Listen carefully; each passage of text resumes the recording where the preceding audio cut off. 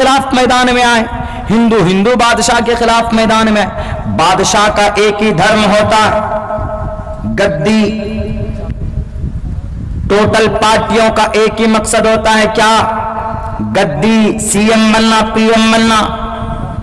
اور بہت سی پارٹیاں تو گھوٹالے بھی کرتے ہیں, ای وی ایم بھی ایکسچینج ہو جاتا ہے, اور جناب بٹن کہیں دبائیے تو کہیں اور ووٹ جاتا ہے. مقصد کیا ہوتا ہے کہ ہم سی ایم بن جائیں, ہم پی ایم بن جائیں, اور کوئی دوسرا مطلب مقصد نہیں ہوتا. یہی مقصد ہوتا ہے, ہم جیت جائیں بس. ان کا دھرم کیا ہے؟ کچھ نہیں. دیکھیں گے نا, آپ نے دیکھا ہوگا, ٹوٹل کا ٹوٹل نیتا ہے, الیکشن کا ٹائم آتا ہے تو کیا بن جاتے؟ سیکولر بن جاتے. مسلم نیتا ہے, مندر میں بھی چلے جائیں گے, وہاں پر جا کر دودھ چلاتے. ہندو نیتا ہے تو وہ بھی مسجد میں چلے جائیں گے ٹوپی لگا کر. کیا بتانا چاہتے ہیں؟ وہ یہ بتانا چاہتے ہیں, وہ یہ نہیں بتانا چاہتے کہ ہم آپ کے ساتھ ہیں, وہ یہ بتانا چاہتے ہیں کہ تمہارا دھرم کہیں پہ بھی جائے, باہر میں جائے, تمہارے دھرم سے کوئی لینا دینا نہیں, ہمارے دھرم سے کوئی لینا دینا نہیں, میرا کوئی دھرم نہیں, میرا دھرم کرسی. وہ یہ بتانا چاہتے, اس لیے تو جاتے. ہر نیتا سیکولر اس لیے بنتا. دیکھیں گے بڑے بڑے نیتا کو ٹوپی لگائے, اور کبھی کبھی جناب رومال بھی ڈال لیتے. جن کو ہمیشہ سے ٹوپی سے تکلیف ہے وہ بھی الیکشن کے ٹائم پہ ٹوپی لگا لیں گے, بڑی بڑی ٹوپیاں, رومال ڈال لیں گے, افطار پارٹی میں بیٹھ جائے. کیوں؟ ان کے سامنے گدی سب سے بڑی چیز ہوتی ہے. آج کی تاریخ میں بھی اگر سیکولر ملک ہے ہمارا, آج کی تاریخ میں جمہوری نظام ہے ہمارا, تو یہاں پر بھی گدی مہتو ہے, یہاں پر بھی کرسی اقتدار میں بیٹھنے کی ہور لگی ہوئی. جب آج یہ حالت ہے تو اب سے پہلے صرف تلوار فیصلہ کرتا تھا. جس کی طاقت, جس کی تلوار کی تعداد جتنی, ان کی بادشاہت اتنی. کوئی دھرم نہیں چلتا تھا. اب بھارت کی اس دھرتی میں ہندو مسلمان راجا لڑتے رہے, ہندو بھی راجا ہوئے, مسلمان بھی راجا ہوئے. اس دیش میں مسلم راجا بھی آپس میں لڑے, ہندو راجا بھی آپس میں لڑے. اسی لیے راجاؤں کی زندگی کو دیکھ کر ہماری شریعت پر آپ فیصلہ نہیں کر سکتے. کیوں؟ ہماری شریعت کا تعلق اللہ سے ہے. ہماری شریعت کو, ہم مسلمانوں کے اوپر اگر کوئی ٹپنی کرنا ہے تو سب سے پہلے قرآن کو پڑھیے. اسلام کو جاننا ہے تو شریعت کو پڑھیے, محمد کو پڑھیے, قرآن کو پڑھیے, بخاری پڑھیے, ابو داؤد پڑھیے, ترمذی پڑھیے, نسائی شریف پڑھیے, ابن ماجہ پڑھیے. اگر آپ کو تاریخ, اگر آپ کو اسلام کو جاننا ہے تو ابو بکر صدیق کو پڑھیے, عمر فاروق کو پڑھیے, عثمان کو پڑھیے, علی کو پڑھیے, حسن حسین کو پڑھیے, سعد کو پڑھیے, عبد الرحمن کو پڑھیے, طلحہ کو پڑھیے, زبیر کو پڑھیے, اور سعد و سعید کو پڑھیے, عبد الرحمن عوف کو پڑھیے, ابو عبیدہ کو پڑھیے, مصعب بن عمیر کو پڑھیے. آپ کو اسلام کو جاننا ہے تو بادشاہوں کو مت پڑھیے, اس لیے کہ بادشاہوں کا کوئی دھرم نہیں ہوتا, ان کا کوئی مضبوط کانسیپٹ نہیں ہوتا. اگر ہوتا ان کا کوئی مضبوط کانسیپٹ تو اس دھرتی کے اوپر جلال الدین اکبر, جلال الدین ہمایوں کا بیٹا اکبر بادشاہ, وہ اگر دھرم پرست ہوتا تو ان کے سامنے میں کھڑے ہو کر مجدد الفسانی نے کہا تھا کہ اے اکبر, تم مسلمان ہو لیکن تم دھارمک نہیں ہو, تم مسلمان صرف نامی ہو, تم ایک بادشاہ ہو. تم نے نئی شریعت لانچ کرنے کی کوشش کی قرآن کے مقابلے میں. اکبر کا نام لے کر ہم کو بدنام کیا جاتا ہے. اکبر ہمارا شریعہ, ہمارا رول ماڈل نہیں ہے. اکبر نے تو ایک نیا دین لانچ کرنے کی کوشش کی تھی.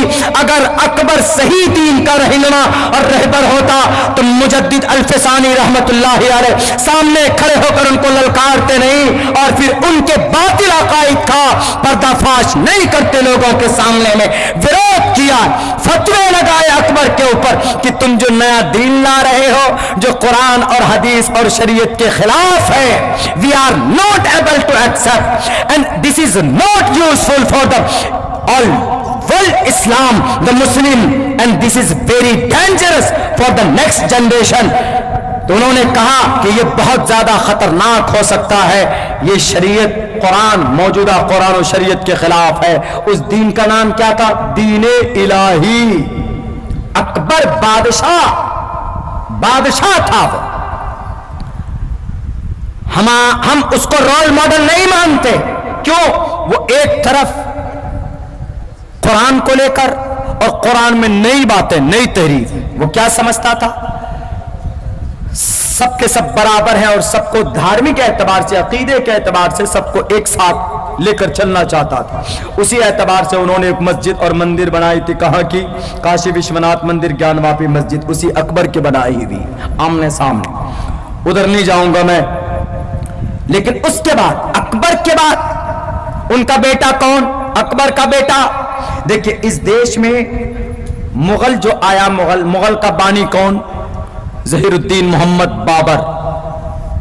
ظہیر الدین محمد بابر 331 سال مغل کی حکومت رہی اور 19 راجہ گزرے۔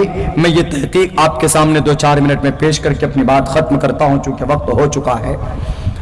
ظہیر الدین محمد بابر یہ 5ویں نسل میں تھے تیمور کی۔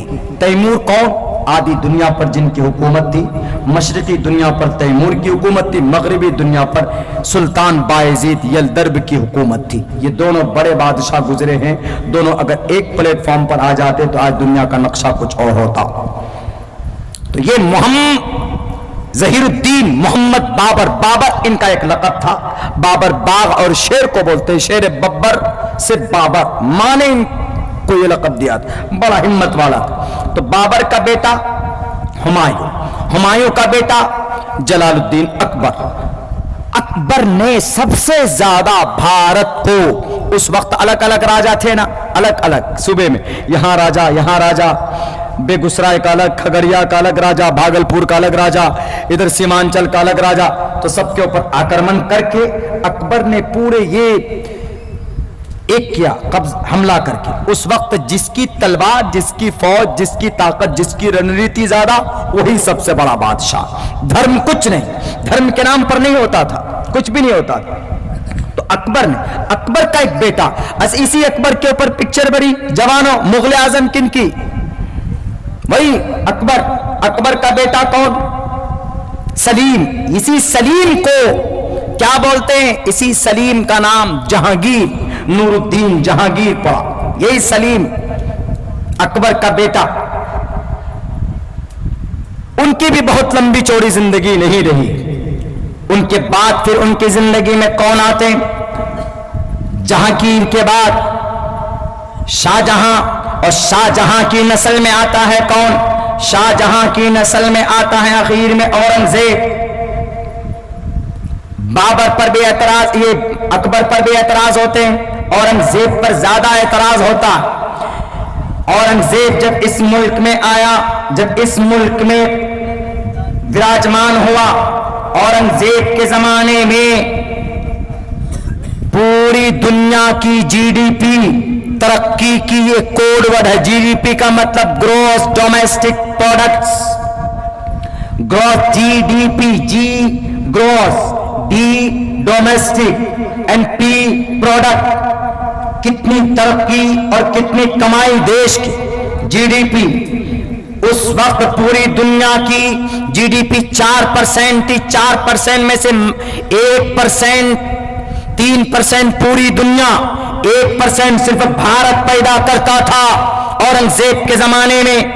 اور یہ وہ اورنگزیب تھا جو تھا دھرم پرست، دھارمک تھا، لیکن دھرم کے نام پر کسی کو تکلیف نہیں دی، بلکہ اتنا ایماندار بادشاہ آج تک تاریخ کی کسی بڑی کتاب میں نہیں لکھی۔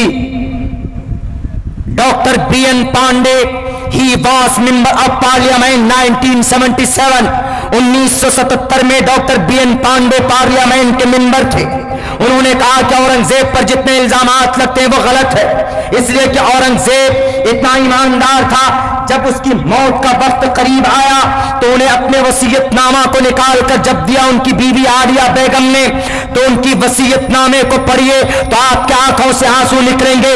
یہ اورنگزیب وہ تھا जो इतनी बड़ी दौलत का, पूरे अखंड भारत का, पूरे भारत को अखंड बनाने वाला कोई मात्र बादशाह था। एक बादशाह तो औरंगजेब रहमतुल्लाहि अलैह, आलमगीर औरंगजेब रहमतुल्लाहि अलैह। इतनी बड़ी दौलत के गद्दी पर बैठने के बावजूद भी इस औरंगजेब ने मरते वक्त इनकी पर्सनल इनकम कितनी थी? 3 लाख, 4 लाख, 5 लाख। स्विस बैंक में भी अकाउंट था क्या? बिल्कुल नहीं। बल्कि आज की तारीख में इन नेताओं को आवाम के टैक्स से 10 लाख रुपए की सूट पहनते हैं, 3 लाख रुपए का कलम और पेन इस्तेमाल करते हैं, एक सफर में करोड़ों रुपए खर्च होता। आज की तारीख में ये नेता, ये गूंगे और बहरे, ये शराबी और कबाबी, ये हिंदू मुसलमानों को लड़ाने वाले, स्कीमें और साजिशें करने वाले, रचने वाले। लेकिन देखो औरंगजेब की जिंदगी को, वो औरंगजेब जब मरता है, मरने से पहले अपनी बीवी को वसीयत करता है, आलिया बेगम मैं मर जाऊं, मरने के बाद मेरे इस तिजोरी में मेरे पास 2 तिजोरी। आलिया बेगम से कहता, एक तिजोरी को खोल कर देखना, वहां पर सिर्फ 14 रुपए 12 आने पैसे। उन रुपयों को मैंने हासिल किया है कैसे? ये टोपियां बेच बेच कर एक शहंशाह जो पूरे भारत का को अखंड बनाने वाला औरंगजेब, वो जब मरता है तो उसके पास मात्र 14-12 आने रुपए होते हैं। 14 रुपए 12 आने या 12 रुपए 14 आने पैसे होते। ए आलिया बेगम, जब मैं मरूं तो मेरे इन पैसों से मेरे कफन को खरीदना, बैतुल माल से मत लेना, स्विस बैंक से मत ले, ये रिजर्व बैंक से मत लेना। क्यों? वो आवाम का पैसा है, वहां मत जाना। उस वक्त बैतुल माल हुआ करता था। आज की तारीख में reserve bank, Bihar government, Bharat का बैतुल माल, रिजर्व बैंक ऑफ इंडिया लुटा दिया गया। औरंगजेब 14 रुपए 12 आने पैसे, मैंने टोपी बुन बुन कर उनको बेचकर फरोख्त करके हमने जो पैसे कमाए हैं उनसे ये पैसा जमा हुआ, मेरे उन पसीने की कमाई से मेरे कफन को खरीदना। और सुनो, 300 रुपए मेरे फलां तिजोरी में है और उन 300 रुपए को लेकर तुम गरीबों में चले जाना, बांट देना। कहा कि बादशाह जी आप तो महाराजा हैं, राजा भी नहीं महाराजा हैं आप तो, आपकी तो आन बान शान के साथ रुखसती होनी चाहिए, आपके जनाजे को 21 तोपों की सलामी होनी चाहिए, आपके लिए तो हजारों लाखों करोड़ों दिनारों दिरहम बांटे जाने चाहिए। कहा कि नहीं, उन पर मेरा हक नहीं है, गरीबों का टैक्स है वो, मैं टैक्स पे करता हूं 4,98,000 रुपए सालाना।